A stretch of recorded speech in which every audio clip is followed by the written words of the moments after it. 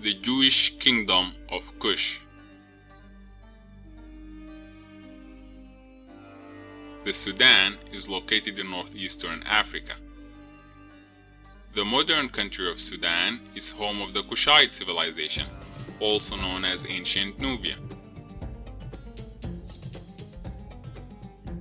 Kush was also referred to as Ethiopia in ancient sources and as Nubia in medieval times. For a long time, scholars confused ancient Ethiopia with the modern-day country of Ethiopia. In fact, Ethiopia in ancient sources referred to Kush, which is located in what is today Sudan. The area of the modern country of Ethiopia was rather referred to as Axum in ancient times and also as Abyssinia. Kush developed along the Nile in Sudan and is one of the oldest civilizations in the world. The start of civilization in Sudan can be dated to the 3rd or 2nd millennium BC, when a hierarchical and a sophisticated metal-making culture emerged in the area of Kerma. In the 8th century BC, the Kushite Empire stretched from central Sudan to the Levant. The known number of Kushite pyramids is 230, more than double the number of Egypt's pyramids, though smaller in size. The pyramids of Kush are noted for their architectural creativity and for their architectural diversity. An ancient community of Jewish faith known as the Beta Israel settled in the region north of Lake Tana until contemporary times. The Beta Israel are identified in a wide range of historical traditions with the Israelite tribe of Dan. Historical sources and traditions also identify the origins of the Beta Israel with Kush. In that day, the Lord will reach out his hand a second time to reclaim the remnant that is left of his people from Assyria, from Lower Egypt, from Upper Egypt, from Kush. Isaiah 11:11. I will record Rahab and Babylon among those who acknowledge me, Philistia too, and Tyre, along with Kush, and will say, this one was born in Zion. Psalm 87:4.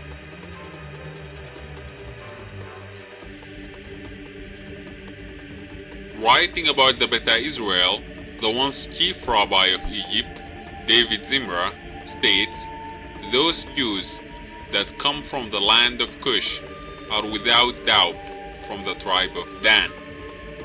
Historical sources speak of a Jewish independent state that ruled in Kush, starting from an unknown date to the 9th or 10th century.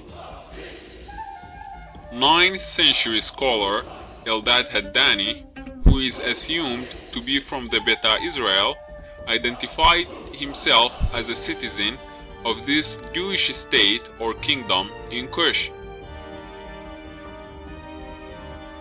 In alignment with Beta Israel traditions, Eldad identified himself as being from the Israelite tribe of Dan. Eldad locates his Jewish state on the other side of the river of Kush, or the Nile, similar to the location referenced in biblical passages in context of a diaspora Jewish community. In his writings, Eldad traces the migration path of his ancient Danite ancestors who left the Holy Land during the struggle between the kingdoms of Israel and Judea. Eldad states that his tribe of Dan passed through Egypt before settling in Kush. Quote, all the Egyptians stood on their watch until we had passed through their land and reached the land of Kush, which we found to be a good fertile land, having fields, vineyards, gardens, and parks. The inhabitants of Kush did not prevent the children of Dan from dwelling with them, for we took the land by force. Eldad's description of his land as having parks and vineyards points to the Butana region east of Monterey and west of Axum in Eastern Sudan. Unlike the rugged high terrain of Axum, the fertile Butana region has a flat topography which makes the region ideal for farming. In about 270 BC, the Kushites established Monterey as the capital of their kingdom. The Kushites developed a rich agriculture of wheat, barley, and fruits in the fertile Butana region.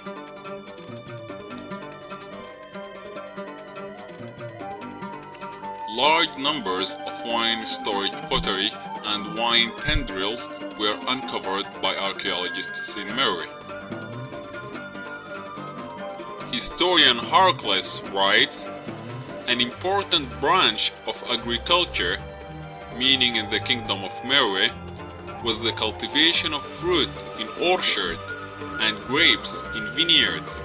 Many of these belonged to temples.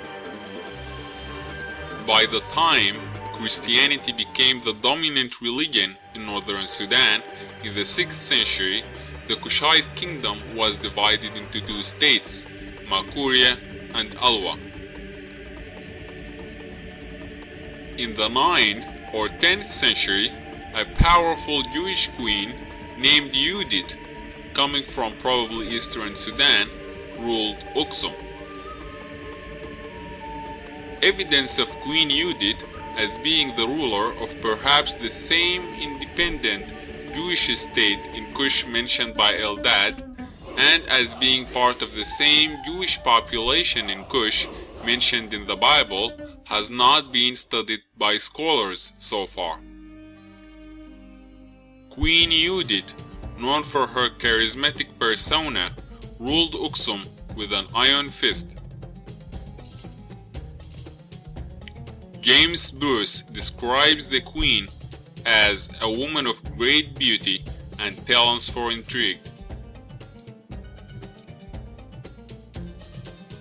An Egyptian document documenting events that took place in the 10th or 11th century states the king of Al-Habash, here meaning Axum, sent to the king of Nubia a youth whose name was Girgis, and mentioned that a woman, a queen of Bani al-Hamawiya, had revolted against him and against his country, meaning Axum.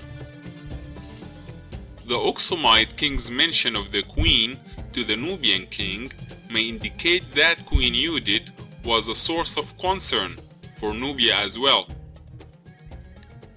Late in the 10th century, Arab geographer Ibn Hawqal writes, it is told that Al-Habasha, meaning Axum, has been ruled by a woman for many years, and she has killed the king of Al-Habasha, who is named Al-Haddani.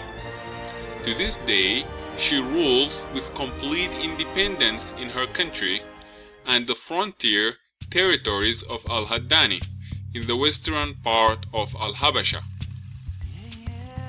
Hawqal's account of Queen Yodit as ruling her country indicates that the queen came from outside of Axum. Hawqal's identification of Queen Yodit's land with the frontier territories of Al-Haddani and the western part of Axum seems to suggest that her kingdom was located in Sudan.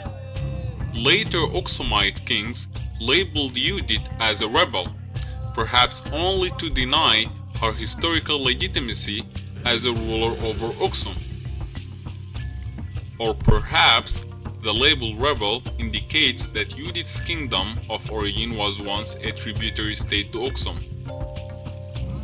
According to traditions, Yodit's reign lasted for 40 years until she died of an accident.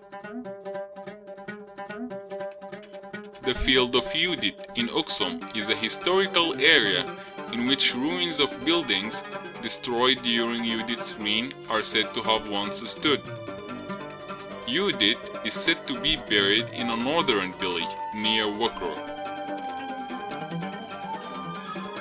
Yodit was succeeded by mysterious figures who contributed to the rise of the Zagwe Christian dynasty. In the 9th century, Axum was weakened and its tributary states, perhaps including that of Queen Yodit, broke away. The Axumite expansion into Eastern Sudan goes way back to the 3rd century, when Axumite kings invaded the Nile Valley and sacked Monterey. Hence, the probability that Yodit was the queen of an autonomous Jewish state in Sudan and once a tributary state to Axum becomes very likely. Traditions among local villagers today provide elaborate accounts on Yodit that further asserts her historicity. In the 14th century, Axumite records cited Jews in specific locations, including Simeon and Wagara. These regions remained home of Beta Israel populations until contemporary times. The Yeha temple, with some Near Eastern architectural traits, is thought to have been a site of Jewish worship. This and more evidence suggest that the presence of Judaism in Axum goes back to earlier times, possibly suggesting that multiple migration waves of Jewish populations from Kush to Axum have taken place in history. Cultural studies cited all Beta Israel traditions that affirm origins from the Nile Valley. The diverse evidence that point to the existence of an ancient Jewish state in Kush deserve a more serious consideration by scholars. Although Eastern Sudan proved to be one of the richest historical sites in the world, archaeological efforts there remain minimum.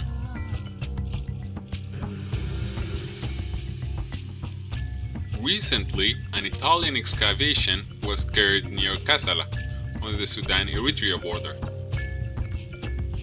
The area proved to be so rich in history that archaeological findings were on surface and covered wide distances, dating from the 3rd millennium BC to the Islamic era.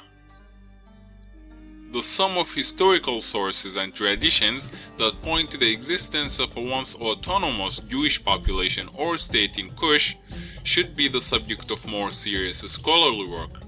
There have been no archaeological efforts so far to search for the existence of this Jewish state in Eastern Sudan, despite all the evidence that point to it and despite the archaeologically rich nature of the region.